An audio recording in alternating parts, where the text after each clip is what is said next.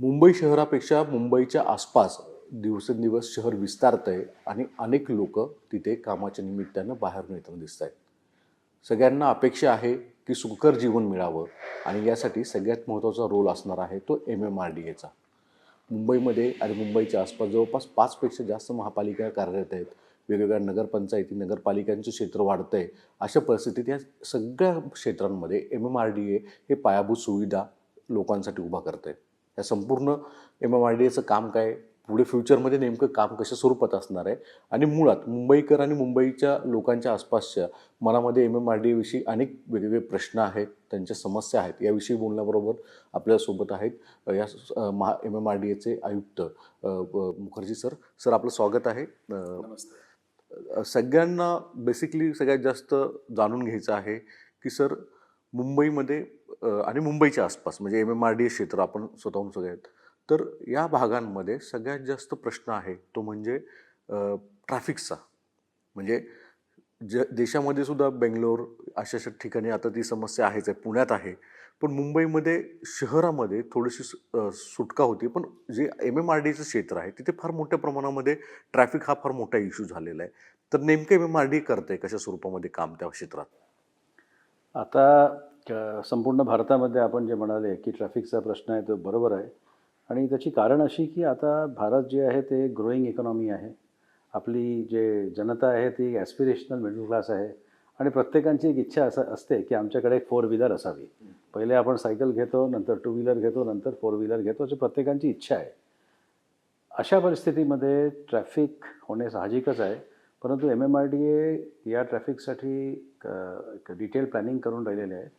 विस्तारमध्ये सांगायला गेलं तर आपण एक कॉम्प्रिहेन्सिव्ह ट्रान्सपोर्ट प्लॅन करतो आणि ती कॉम्प्रिहेन्सिव्ह ट्रान्सपोर्ट प्लॅनमध्ये आपण संपूर्ण MMR म्हणजे 5 जिल्हे मुंबई, मुंबई सबर्बन, ठाणे, पालघर आणि रायगड ही संपूर्ण 5 जिल्ह्याचं आपण जे ट्रॅफिक नेटवर्क कसं असावं आणि आर्टेरियल रोड्स कशी असावी अशा प्रकारचं आपण एक प्लॅन केलेला आहे.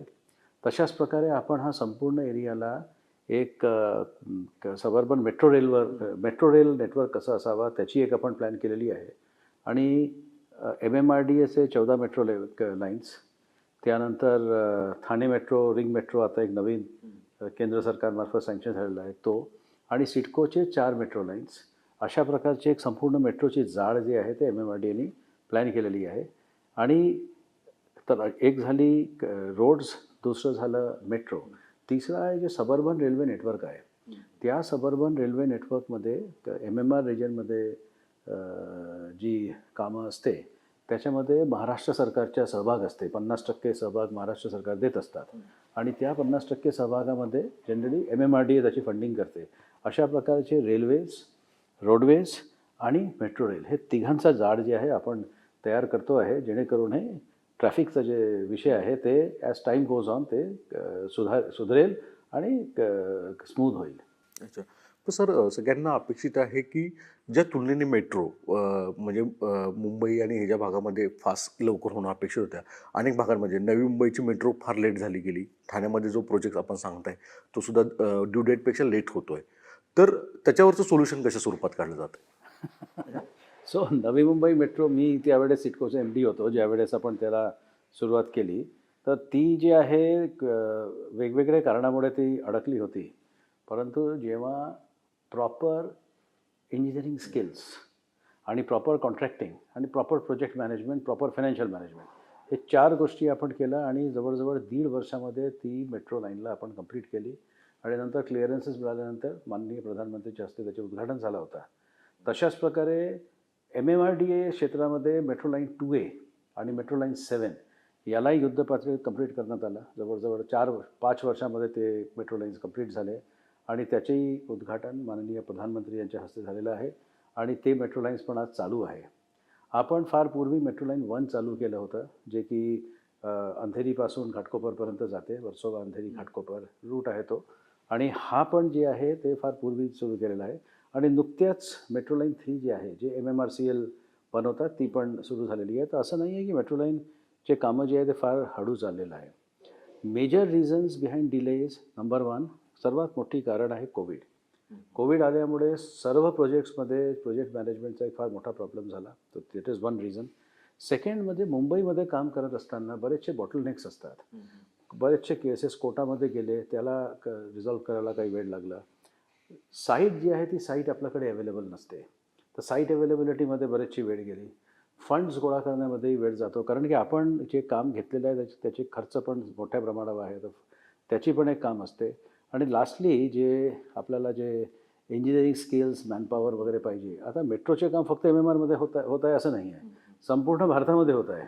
त्यामुळे there is a shortage of all the skilled manpowers and all those things. हे सगळी गोष्टी जी आहे ते सगळ्या गोष्टी आपण हे करायचं आहे. डेपोची जमिनी आपल्याकडे नव्हते, पण मी आपल्याला I am very happy to tell you now that as far as MMR region and MMRDA metros are concern, land issues are almost resolved. सगळे साईट्स आम्हाला ऑलमोस्ट आपल्याला प्राप्त झालेलं आहे. Financial closure is achieved. आपल्याला जे त्याच्यासाठी जे डेट रेस करायचं होतं वगैरे ते आपण ऑलरेडी अचीव्ह केलेलं आहे. Financial closure is achieved. Engineering closure is also achieved. आपल्याला जे इंजिनियर्स, जे मॅनपॉवर, जे टेक्निकल स्टाफ होते ते सगळं आपल्याकडे आहे. आणि त्यामुळे एक एक करून आपण मेट्रो लाईन जे आहे ते आता डिलिव्हर करायला लागणार आहोत. So we will be going on and we will be delivering this thing. त्यामुळे डिले फार जास्त झाला असं नाही आहे. डिले काही पिरियडसाठी झालेली आहे आणि त्याच्यामध्ये जर आपण एकंदरीत जेव्हा आपण ॲनालाइज करणार तर आपल्याला दिसेल की कोविडचा जे कालावधी आहे that is the period for delay. आणि त्याला जर आपण एक्सक्यूज केले तर रेग्युलर टाईममध्ये मेट्रोचे कामं जे आहे ते पूर्ण होतील. बरोबर. मुंबईमध्ये MMRD बरोबर वेगवेगळे कॉर्पोरेशन्स आहेत, वेगवेगळ्या नोडल एजन्सी आहेत. जसं आपण मेट्रो रेल कॉर्पोरेशन सांगितलं, तसं इतरही आहेत. MSRDC आहे, काही ठिकाणी काम करतं, काही ठिकाणी सिडको करतं. ह्या वेगवेगळ्या नोडल एजन्सीज ह्या एकत्रित करण्याचं वारंवार आम्ही विधानभवनामध्ये ऐकलं, मुख्यमंत्री बोलताना सांगतायत. पण हे एकत्रित नसणं याचा परिणाम होतो सर ॲडमिनिस्ट्रेटिव्ह वर्क करायला, ओव्हरऑल कॉर्डिनेशन करायला? बघा आता ही जे विषय आहे इट इज एसेन्शियली सब्जेक्ट जे ऑफ पॉलिसी आणि the policy maker at that particular level which means honourable chief minister and the honourable cabinet हे याच्यामध्ये निर्णय घेण्यासाठी सक्षम आहे. पण माझा मत असं आहे की there is a issue of specialisation where is there is an issue of consolidation. आता किती कन्सॉलिडेट करायचं? एका संस्थेकडे जर सर्व एजन्सीज दिले तर ती संस्था फार मोठा होऊन जाणार आणि जर संस्थे फार मोठे होतात तेव्हा त्याची स्पीड कमी होऊन जाते. त्यामुळे the organisation should be focused. आणि मला वाटते आता MMRDA is a focused regional development agency. आपण रिजनल डेव्हलपमेंटसाठी काम करतो, त्यामुळे आपण आर्टेरियल रोड्स करतो, आपण रिजनली कनेक्टिंग मेट्रो लाईन्स करतो. असे मोठे प्रकल्प जे आहे ते मोठे प्रकल्प MMRDA करत असते. MMRDA इंटरनल रोड्स करत नाही फॉर इन्स्टन्स. तर अशा प्रकारचे आहे जे म्युन्सिपल कॉर्पोरेशन्स जे आहे ते त्यांचे म्युन्सिपल कॉर्पोरेशनचे ॲक्टमध्ये जे दिलेलं आहे त्याप्रमाणे ते काम करत असतात. तशाच प्रकारे MSRDC जे आहे ते बाकी संपूर्ण महाराष्ट्र राज्यात जे रोड्स आहे ते रोड्स करतात आणि मुंबईमध्ये काही रोड्समध्ये MMR रिजनमध्ये ते रोड्स त्यांना देण्यात आलेलं आहे, ते रोड्स करून राहिले. सिडको जे आहे ही एक सक्सेसफुल मॉडेल आहे. Navi Mumbai is a successfully planned city in India आणि it is a self sustain planned city. बघा, Navi CIDCO generates its own resources and CIDCO does its on its own. मला वाटते महाराष्ट्रामध्ये प्रत्येकाने या गोष्टींचा गर्व घेतला पाहिजे की आपण जे प्रकल्प आपण करून राहिलो हे मोस्ट ऑफ दिस प्रोजेक्ट्स आपले सेल्फ फायनान्स्ड आहे. हे प्रोजेक्ट्सला आपण महाराष्ट्रामध्येच कन्सिव्ह केलं आणि हे प्रोजेक्ट्स आपण महाराष्ट्रामध्येच फायनान्स केले आणि हे प्रोजेक्ट्स आपण महाराष्ट्रामध्ये इम्प्लिमेंट पण केलं आणि आपण वेळेवर केलेलं आहे आणि हे अतिशय मोठे प्रकल्प आहेत. हे महाराष्ट्रामध्ये होत आहे. त्यामुळे वेगवेगळे एजन्सीज असल्यामुळे हे वेगवेगळे एजन्सी आपापले काम करत असतात, ही एक आर्ग्युमेंट आहे आणि त्यामुळे हे वेगळे एजन्सीज असतील. परंतु एक करायचं नाही करायचं ती माझ्या लेवलचा निर्णय नाही आहे. ती निर्णय माननीय मुख्यमंत्री आणि माननीय कॅबिनेट, माननीय उपमुख्यमंत्री. फायदा असू पण शकते, नाही पण असू शकते. म्हणजे एकदम छोटे ऑर्गनायझेशन्स जेव्हा असतात, पण मला असं वाटते एक अमेरिकन सेईंग आहे, if it is not broken don't fix it. तर ही सगळे संस्थे जी आहे आपण जर देशाच्या इतर संस्थेबरोबर कम्पेअर केलं तर हे सगळे जे संस्थे आहे MMRDA हे डिलिव्हरी देत आहे, सिडको डिलिव्हरी देत आहे, हे सगळे डिलिव्हरी देत आहे. त्यामुळे दे आर ऑल डुईंग वेल आणि त्यांचे एरियाजमध्ये ते चांगले काम करत आहे. MMRDAकडे रस्ते आणि सगळी महत्त्वाची जबाबदारी. तुम्ही जे आसपास इन्फ्रास्ट्रक्चर उभा करताय त्यामुळे अजून शहरं विस्तारत आहेत, लोक बाहेरून खूप मोठ्या प्रमाणामध्ये येत आहेत. पण एक मोठं चॅलेंज असं म्हटलं जातं की MMR भागामध्ये पाण्याची उपलब्धता हा एक फार मोठा चॅलेंज असेल. अर्थात तुमची सगळी टेरिटरी ती याच्याशी कनेक्टेड येत नाही, पण अशा ठिकाणी जिथे शहरं विस्तारत आहेत, मोठमोठे टॉवर होत आहेत, पण तिथे बेसिक इन्फ्रास्ट्रक्चर जर झालं नाही तर काय प्रॉब्लेम येऊ शकतो? आता बघा, फर्स्ट थिंग टू अंडरस्टँड, आणि ही सर्वात मोठी गोष्ट आहे आणि मला वाटते महाराष्ट्राची प्रत्येक जनतेला समजलं पाहिजे की मुंबई आणि मुंबईच्या परिसर याची लोकसंख्यामध्ये जे विस्तार आहे हे काही लोकली ग्रोन लोकसंख्या विस्तार नाही. बाहेरून लोक येतात. बाहेरून लोक का येतात? कारण की इकडे जास्त ऑपॉर्च्युनिटीज आहे, त्यामुळे ते येतात. आणि जोपर्यंत this difference is not there, is not taken care of, लोक येत असतील, ही पहिली गोष्ट. त्यामुळे पॉप्युलेशन वाढतील. डेव्हलपमेंटमध्ये आपण जर प्रोॲक्टिव्ह स्टेप्स नाही घेतले तेव्हा अनऑथराइज डेव्हलपमेंट होणार आणि अनऑथराइज डेव्हलपमेंट झालं की व्हॅल्यू जी आहे ती व्हॅल्यू किल होतील, व्हॅल्यू कमी होतील. त्यामुळे डेव्हलपमेंट जे आहे ते डेव्हलपमेंट व्हॅल्यू बेस्ड असलं पाहिजे आणि प्लॅन डेव्हलपमेंट असली पाहिजे.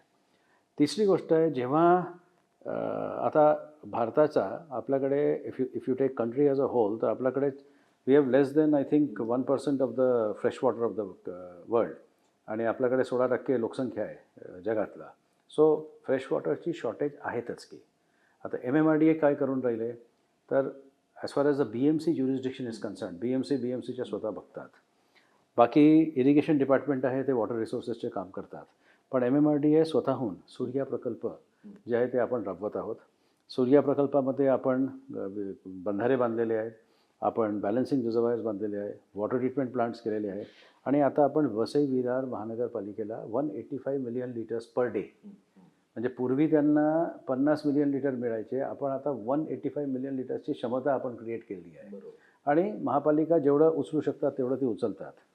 By the end of the year आपण मीरा भाईंदरपर्यंत पोहोचणार आणि त्या ठिकाणी 218 मिलियन लिटर्स पर डे आपण देण्याची एक क्षमता क्रिएट करणार. अशा प्रकारचे आपण करतो आहे. त्याचप्रमाणे MMRDA देहळजीचं धरण जे आहे त्या देहळजी धरणसाठी इरिगेशन डिपार्टमेंटला फंड करतो आहे आणि आपण ते एक नवीन धरण बांधतो आहे. त्याचप्रमाणे काही लहान बंधारे, लहान धरण, हे सगळं आपण जे आहे ते क्रिएट करतो आहे. याच्याशिवाय जे आपले रेन वॉटर हार्वेस्टिंग आहे, त्या पाणीचा प्रत्येक थेंब महत्त्वाचा आहे. तर त्यासाठी DC रूल्समध्ये इन्कॉर्पोरेटेड आहे. रेन वॉटर हार्वेस्टिंग जे आहे ते कंपल्सरी आहे. बरेचशा ठिकाणी ग्राउंड वॉटर एक्सप्लॉयटेशन होणारच, तर ग्राउंड वॉटरचा रिप्लेनिशमेंट करणे ते आपलं म्हणजे ड्युटीज आहे. तर त्याप्रमाणे ती देण्यात आलेली आहे.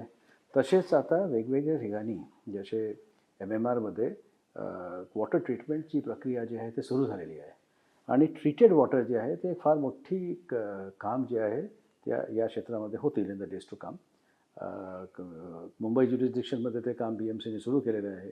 सिडकोमध्ये मी असताना एक काम आपण सुरू केलेलं आहे. तर अशा प्रकारचे गोष्ट जे आहे ते आता ऑल ओव्हर सुरू होतील आणि ट्रीटेड वॉटर जे आहे हे ट्रीटेड वॉटर हे आपण जे आपले गार्डनिंग, ग्रीनरी आणि नॉन पोर्टेबल पर्पसेससाठी ते वापर करणे ही एक पर्याय या ठिकाणी होणार. परंतु आपल्याला लोकसंख्या वाढतीलच, लोकसंख्या वाढतील ते इन्फ्रास्ट्रक्चर द्यावेच लागणार.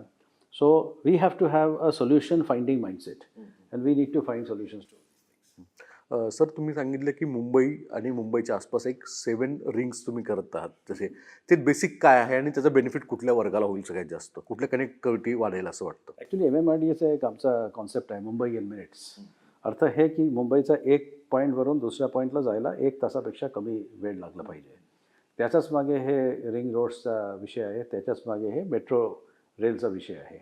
आणि मेट्रो रेल आणि हे जे रोड्स आहे ते जनरली पॅरलल असतात, कारण की metro is a supplement to a road आणि it adds to the public transport. तो जसे आता एक साऊथ बॉम्बेवरून जर नॉर्थला गेलो तर आता हे कोस्टल रोड प्रोजेक्ट आहे, ते BMC एक्झिक्यूट करत आहे आणि आता लास्ट स्टेजमध्ये ती प्रोजेक्ट आलेली आहे. सो कोस्टल रोड प्रोजेक्ट या ठिकाणी आहे. या ठिकाणी आपला ईस्टर्न फ्रीवे आहे. आता MMRDA टनल बनवून राहिले फ्रॉम ऑरेंज गेट BPTच्या जवळ टू द कोस्टल रोड. आता हे खालून याला कनेक्ट करणार ईस्टर्न फ्रीवे आणि कोस्टल रोडला. नॉर्दर्न पार्टमध्ये MMRDA एक प्रोजेक्ट घेत आहे, that is the Sewri Worli elevated corridor. वर्लीपासून शिवडी आपण एक एलिव्हेटेड कॉरिडॉरने कनेक्ट करतो आहे. तो हे साऊथ बॉम्बेचं एक रिंग होणार आणि हे दोन्ही परत MTHLला जॉईन करतील आणि नवी मुंबईपर्यंत जातील. आता तुम्ही नॉर्थला गेलं तर हे ईस्टर्न वेस्टर्न हायवेज जात असतात. ते there is the JVLR, there is the SCLR. त्याच्या पुढे जर गेलं तर कोरेगाव मुलुंड लिंक रोड. त्याच्या पुढे गेलं तर आपला ठाणे बोरिवली टनल. हे ईस्ट वेस्ट कनेक्टर्स झाले. आता या ठिकाणी ईस्टर्न फ्रीवेला आपण एक्सटेंड करतो आहे. त्याला एक्सटेंड करून आपण आनंदनगर ठाणेला जातो आहे आनंदनगरवरून आपण 2 रोड्स घेतो. एक आहे आनंदनगर ते साकेत, दुसरं आहे ठाणे कोस्टल रोड. हे ठाणे कोस्टल रोड पुढे जातील आणि it will go to both these will go to Gaimukh ultimately. गायमुखवरून फाउंटन एक टनल प्रस्तावित आहे. फाउंटनवरून भाईंदरपर्यंत एक एलिव्हेटेड रोड प्रस्तावित आहे. भाईंदर ते दहिसर, दहिसर टू वर्सोवा, वर्सोवा टू विरार आणि विरार टू भाईंदर ते दहिसर, दहिसर ते वर्सोवा, वर्सोवा ते बँड्रा आणि देन बँड्रावरली सी लिंक. तर असे जर आपण बघितले तर these are the 7 parallel roads which are coming and they'll be 7 rings. Even त्याच्या पुढेही मल्टीमॉडल कॉरिडॉर आपला येत आहे. तर मल्टीमॉडल कॉरिडॉरला हे कनेक्ट करतील आणि अशा प्रकारे मुंबईच्या आजूबाजूला वेगवेगळे ट्रॅफिकचे कॉरिडॉर्स क्रिएट होतील. आता याला क्रिटिसाईज करता येईल की तुम्ही रोड्स तयार करून राहिले आणि त्यामुळे तुम्ही गाड्यांची संख्याला वाढवणार. तर याच्यामध्ये 2 गोष्टी आहे की रोड्स वाढलं तर गाडीची संख्या वाढते. This can be a correlation but it is not a causation because automobile industry doesn't grow as per the roads. बरेचसे शहरामध्ये रोड्स नसताना सुद्धा ऑटोमोबाईल्स असतात. So correlation is not equal to causation. This is fundamental of statistics. Number 1. Number 2 आहे की नवीन roads जेव्हा तुम्ही create करतात तेव्हा तुम्ही नवीन कॉरिडॉर क्रिएट करून राहिले. हा नवीन कॉरिडॉरपैकी स्थानिक स्वराज्य संस्थेला एका कॉरिडॉरला आपण बनवून स्थानिक स्वराज्य संस्थेला हँडओव्हर करतो. एका कॉरिडॉरला बस कॉरिडॉर म्हणून घोषित करता येईल आणि त्या ठिकाणी बस सर्व्हिसेस सुरू करता येईल. Compared to metro and bus आणि compared to a road and a metro, metro is cheap. It is less costly, much less costly. रोडनी ट्रॅव्हल करणार. Road construction is far cheaper than construction of a metro rail and it is easier also. Similarly, a bus will be less. So this option is being created. आज जर आपण नवीन buses सुरू केले तर existing कॉरिडॉरमध्ये already traffic jam आहे, त्यामुळे the buses will not move properly. पण आता एक नवीन कॉरिडॉर क्रिएट होणार आहे. सगळे ॲटलिस्ट 3 लेन्सचे कॉरिडॉर्स आहेत. therefore one corridor can be connected, can be separated and that can be used exclusively for buses. And then it is for the ST Mahamandal, for various urban local bodies who run these bus services यांच्यासाठी आहे की त्यांनी त्या ठिकाणी continuous बस services जे आहे ते provide करावी. इन्फ्रास्ट्रक्चर प्रोव्हाइडिंग एजन्सी म्हणून आम्ही इन्फ्रास्ट्रक्चर जे आहे ते प्रोव्हाइड करायचा आपण एक प्रयत्न करतो. तर अशाच प्रकारे रोड्सचा एक नेटवर्क, मेट्रो रेलचा एक नेटवर्क, पॅरलल असणारे आणि कॉम्प्लिमेंटरी असणारे जाडे आणि ह्या रोडच्या नेटवर्कमध्ये एक नवीन कॉरिडॉर ज्याला फ्युचरमध्ये बससाठी करता येईल अशा प्रकारची एक कॉन्सेप्ट जी आहे ते मुंबई इन मिनिट्स कॅम्पेनच्या अंतर्गत आपण करतो. बरं. तर सर ह्याची डेडलाईन काय? कारण की सगळ्यांना क्युरियोसिटी की डेडलाईन ही फार गोष्टी राहते. No see all these projects like for instance MTHL आपण कंप्लीट केली आणि कोविड असताना सुद्धा आपण वेळेवर कंप्लीट केली, राईट. आता मेट्रो रेल्स जे आहे आपण काही मेट्रो रेल्स यावर्षी देणार. 20 kilometres of metro line we should be able to deliver this year. Next इयरमध्ये आपण कदाचित 50 किलोमीटर मेट्रो लाईनची डिलिव्हरी देणार. तर अशा प्रकारे आपली डिलिव्हरी होणार. इन द नेक्स्ट 3 years जे मेट्रो लाईन्स चालू आहे हे सगळे कंप्लीट होतील. रोडमध्ये आपले जे कामं आहे, जे टनल्सचे काम आहे त्याला जास्त वेळ लागतात, 5-5 वर्षाची वेळ लागत असते. पण जे रोड्सचे काम आहे ते 3 वर्षाचे काम लागणार. आता मी एक बोलायला विसरलो, आपण अंबरनाथवरून बदलापूरवरून आपण अंबरनाथ, कल्याण, उल्हासनगर असे कनेक्ट करत जाऊन आपण मल्टीमॉडल कॉरिडॉरला जॉईन करतो आहे. तसेच आपण पडघ्याला ठाण्यावरून जॉईन करतो. हे नवीन प्रकल्प आहे. But generally a road project takes about 3 years to complete. अच्छा सर, ह्या सगळ्या गोष्टीमध्ये एक सगळ्यांना एक क्युरियोसिटी आहे की महाराष्ट्रामध्ये विशेषतः मुंबईमध्ये सगळ्यात 2 गोष्टींची खूप जास्त सध्या चर्चा सुरू आहे. एक म्हणजे नवी मुंबईचं एअरपोर्ट आणि दुसरं वाढवांचं बंदर, की जे फ्युचरमध्ये तिथे फार मोठ्या प्रमाणामध्ये शहरीकरण वाढणार आहे. नागरिक लोक तिथे खूप जातील अशी अपेक्षा आहे आणि अर्थात त्याला मग कनेक्टिव्हिटी कशी राहील, तिथली ऑपॉर्च्युनिटी काय MMRDA पाहते? तर नवी मुंबई इंटरनॅशनल एअरपोर्ट हे सिडको पाहते, पण मी सिडकोमध्ये होतो म्हणून मला माहीत आहे. That project should get complete next year. ते कम्प्लीट होईल आणि तो एअरपोर्टमुळे देशाच्या GDPला फरक पडणार. त्यामुळे लोकल एरियाच्या GDPला फार मोठा फरक पडणार आहे. आणि MTHL आणि हे एअरपोर्ट हे दोन्ही मिळून जवळजवळ 1 ते 1.5% आपले GDP पण वाढू शकतात. म्हणजे this is the transformative potential of these things. CIDCO जे आहे Navi Mumbai influence notified area म्हणजे नैना प्रकल्प ते करतो आहे. ते 278 किलोमीटर्सचं नवीन शहर ते त्या ठिकाणी बनवतो आहे आणि आता त्याचे फिजिकल वर्क पण सुरू झालेली आहे. TPS 1 is complete as far as MMRDA is concern, जे नैनाचा जे शेजारचे एरिया आहे जिथे डेव्हलपमेंट अलाउड नव्हता, परंतु तो MTHL लँडिंगच्या एकदम पुढे आहे. त्यामुळे whether you allow development or you don't allow development, तिथे अनऑथराइज डेव्हलपमेंट होण्याची शक्यता जी आहे ते दाट आहेत. आणि आपली पास्टमध्ये आपण जर बघितलं तर जिथे अशी गोष्ट असतात लोक बघत नाही की झोनिंग काय आहे, ते तिकडे हे करतात, बांधत राहतात. ती RP एरिया होती की त्या ठिकाणी आपण एक नवीन शहर ऑफ 323 स्क्वेअर किलोमीटर्स आपण घोषित केलेली आहे. महाराष्ट्र सरकारने त्याला 15 ऑक्टोबर रोजी नोटिफिकेशनच्या मार्फत त्या ठिकाणी त्यांनी मान्यता दिलेली आहे. आणि त्या ठिकाणी आपण एक मुंबई 3.0 अशी एक नवीन शहर जे आहे ते त्या ठिकाणी आपण डेव्हलप करणार. ही शहर जी आहे ती 4th जनरेशन सिटी असतील, कारण की आपण आता डेव्हलप करतो आहे, त्यामुळे आपल्याला पुढचा विचार करावा लागेल. याच्यामध्ये ITES 4th generation industries like data centres, artificial intelligence अशा प्रकारची इंडस्ट्रीजला अट्रॅक्ट करावा अशा प्रकारचे त्या ठिकाणी करावे लागेल. आणि obviously residential part is also there. तर ही एक MMRDA या ठिकाणला एक ॲज अ मुंबई 3.0 तिसरे मुंबईप्रमाणे हां, that will be Uran Pen या भागात. ही झालं इकडची गोष्ट. आता इफ यू गो नॉर्थ, तो वाधवन बंधारा आता येणार आहे. अगेन वाधवन बंधारा जर आला तर अगेन ते संपूर्ण एरियामध्ये डेव्हलपमेंट होईल. त्यामुळे MMRDA requested government of India की तुम्ही आम्हाला या ठिकाणी प्लॅनिंगसाठी काहीतरी दायित्व द्या. आणि महाराष्ट्र सरकारने MMRDAला संपूर्ण म्हणजे 1250 स्क्वेअर किलोमीटर याची स्पेशल प्लॅनिंग अथॉरिटी म्हणून घोषित केलेली आहे. आणि ह्या संपूर्ण एरियाची आपण आता प्लॅन बनवणं सुरू केलेलं आहे. हे महाराष्ट्र सरकार बरोबर होतो आहे, कारण की जे टाउन प्लॅनिंग डिपार्टमेंटचे जे प्लॅनर्स आहेत त्यांना आपण या प्लॅनिंगची जबाबदारी या ठिकाणी MMRDAच्या मार्फत दिलेली आहे. आणि त्या ठिकाणचे बिल्डिंग परमिशन्स आणि इतर लोकांचे रेग्युलर कामामध्ये अडथळा पडू नये, त्यामुळे जिल्हाधिकाऱ्यांना ते सगळे अधिकार जे आहे ते डेलिगेट झालेले आहेत. तर अशा प्रकारची झालेली आहे. आता वाधवन बंदर जे आहे, it is going to be game changing not only for MMR region or for Maharashtra and Gujarat, but or for India, but for the entire world. कारण की it is an express port. आणि from Europe, between Europe, essentially between Constantinople, Istanbul and Singapore, there is no express port. So this will be the express port. त्यामुळे याच्यामध्ये it is a game changer thing.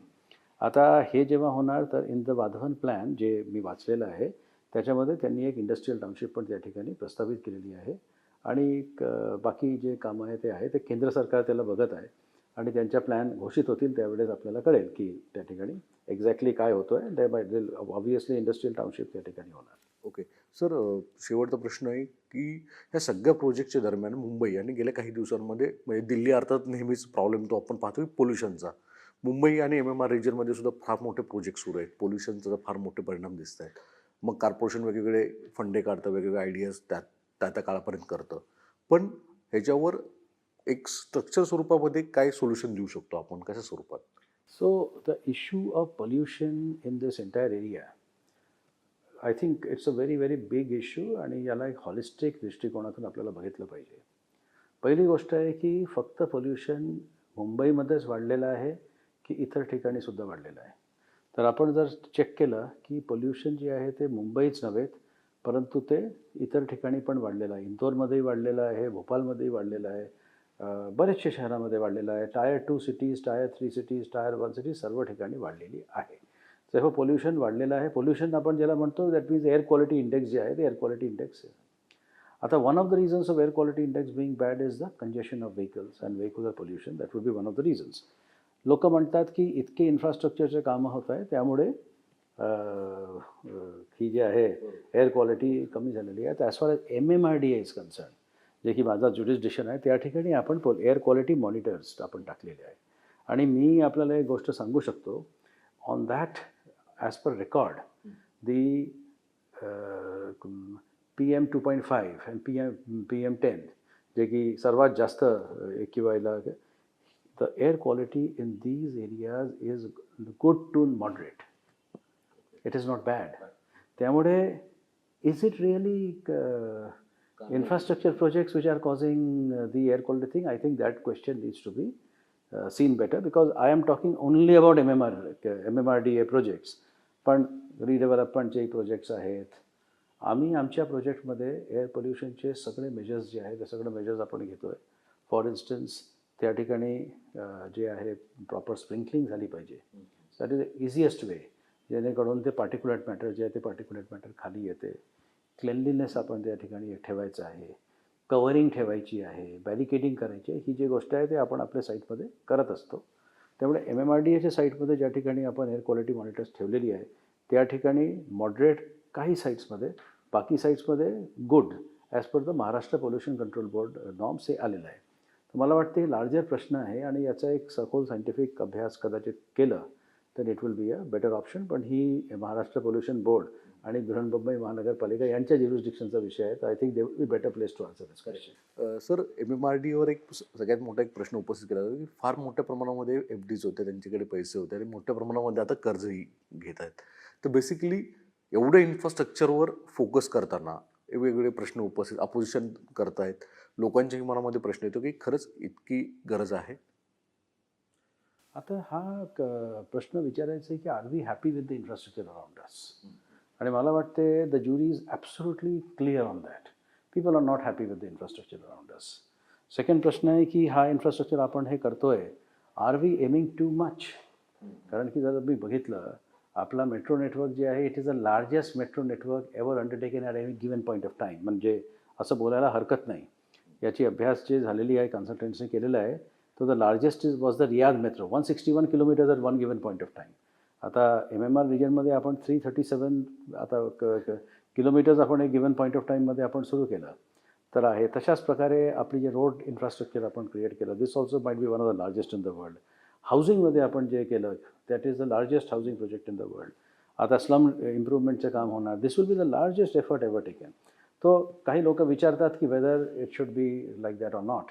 I think that the government is taking a right decision because आज नहीं तो कब. वो कबीर ने कहा था ना, काल करे सो आज कर, आज करे सो अब, पल में पल्लेगा हो होएगा. जो करना है वो अभी कभी करो. So I think that is a very good decision that and we should do our level best की आपण जे आपली जे 200 वर्षाची आपले परत we were under foreign rule. So आपली ही जे आपल्याला कॅचअप करायचं आहे, कॅचअप जेव्हा करायचं असेल there is no time to rest. So therefore I think that is one thing. Second issue is की MMRDAकडे पैसे होते आणि सो MMRDAकडे जे पैसे होते ते MMRDA spent in various infrastructure projects. And as we see the Santacruz Chembur link road, the JVLR, the entire BKC, the metro network जे आतापर्यंत झालेलं आहे, this MMRDA has done on its own. तिसरी प्रश्न आहे की कर्ज घ्यावे लागते. So debt is like this की debt is a virtue or debt can be a burden. तुम्ही जर डेट कॅपिटल प्रोड्युसिंग ॲसेट्ससाठी घेतले आणि ती capital generating assets can produce an income which will be enough to pay the debt, then debt is a virtue. तुम्ही जर debt consumption आयटमसाठी घेतले then it is perhaps not a virtue. आणि capital producing आयटमसाठी जेव्हा debt घेतात त्यावेळेस if you have kept an appropriate leverage and ratios then debt can be managed. तर आपल्याकडे if we have to do the work of infrastructure आणि हे सगळे रोड्स जे आहे ते टोलेबल आहेत, मेट्रोचे जे नेटवर्क्स आहे ते तिकिटेबल आहे, नॉन फेअरवर्क्स रेव्हेन्यू या ठिकाणी होत आहे. त्यामुळे सेंट्रल गव्हर्नमेंटने जे पॉलिसी केलेली आहे त्या सेंट्रल गव्हर्नमेंटने या पॉलिसीमध्ये केलेली आहे. आपण जेव्हा BOTमध्ये एक रोड करतो तेव्हा प्रायव्हेट सेक्टर डेट घेतो, आपण गॅरंटी देतो किंवा आपण त्याला प्रोजेक्टला मॉर्टगेज करायचा परवानगी पण देतो. त्यामुळे an appropriate mix of own money, debt and public-private partnership is the right pattern for redevelopment and we are all trying to search the right mix. पण आज MMRDA तिन्ही याच्यामध्ये काम करून राहिलेलं आहे. Thank you sir. खूप खूप आभार आपले की आपण सगळ्या मुंबई आणि मुंबईच्या आसपासच्या क्षेत्रामध्ये जे नव्यानं बदल होत आहेत, नवीन कोणते चॅलेंजेस आहेत आणि लोकांसाठी काय करतं आहे हे MMRDA एजन्सीचे सर्वेसर्वा जे प्रमुख आहेत त्यांनी NDTVला सांगितलेलं आहे. धन्यवाद.